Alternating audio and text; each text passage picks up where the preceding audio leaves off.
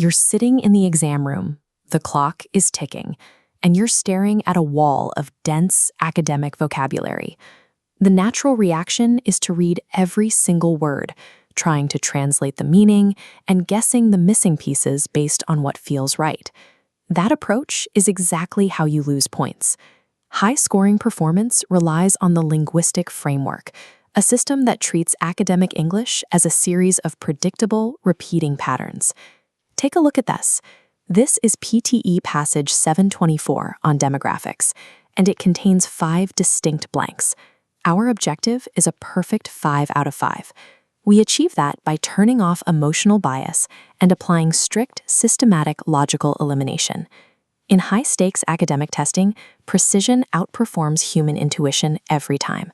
We start with the fastest analytical tool, fixed collocations. These are specific words that are effectively locked together in the English language. Let's focus on blank number 2. The preceding word here is statistical. We check our options.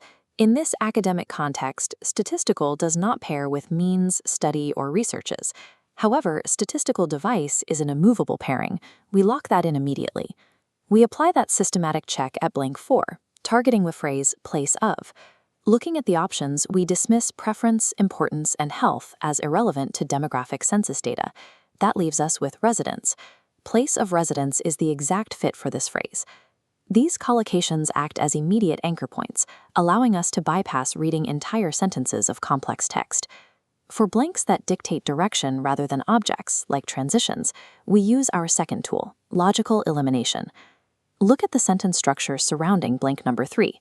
We identify 2 competing forces. The negative action, do not designate, and the absolute condition, are somewhat permanent.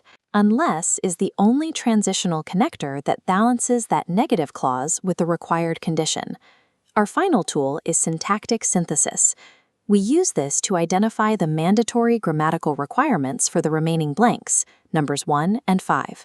Back up at blank 1, the sentence requires a transitive verb to bridge the subject fertility and the object the number, dictating the word involves. At blank 5, the trailing clause demands an active participle ending in ing, leading us directly to attracting. These grammatical dependencies dictate which word must follow another to maintain structural integrity.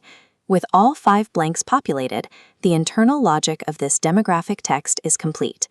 These gaps in the text have specific objective solutions dictated by the surrounding syntax rather than clever trickery. Cracking academic reading tests requires mastering these structural dependencies rather than relying on rote memorization of the dictionary. When you sit down for your next practice test, apply this systematic framework. By trusting the linguistic logic of the text, any passage can be decoded.